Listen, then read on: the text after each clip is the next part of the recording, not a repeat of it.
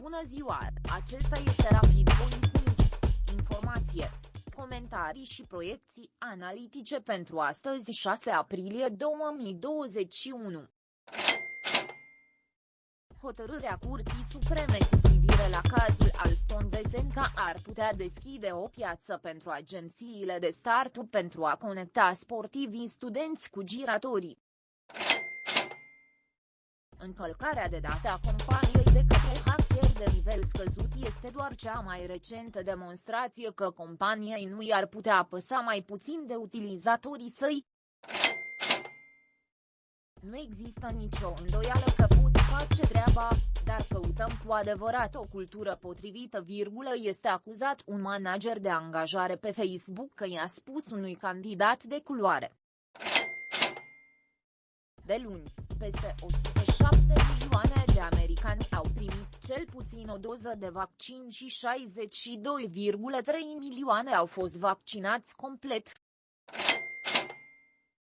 Ca un singur cumpărător din New York, iată cele mai bune lucruri pe care le primesc la Costco, de la jambiere Lululemon, pești și fructe congelate până la seltzeri și mese premade. Administrația Biden a stabilit o cronologie ambițioasă pentru a adopta un plan imens de locuri de muncă în câteva luni, pe măsură ce opoziția republicană față de acesta se întărește în continuare.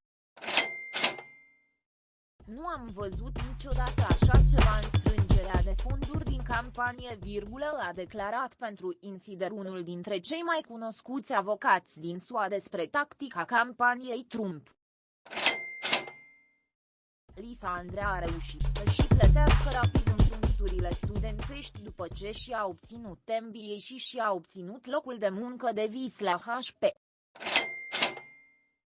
Vainela Pierre a vorbit despre ea într-o depunere depusă în weekend, ca parte a cazului de faliment al NRA din Dallas.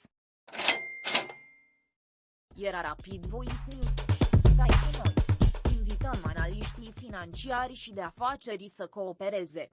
Pentru publicitate și marketing contactați adresa noastră de e-mail este rvntimes@rvntimes.com sau telefonic la 929 274 11 18.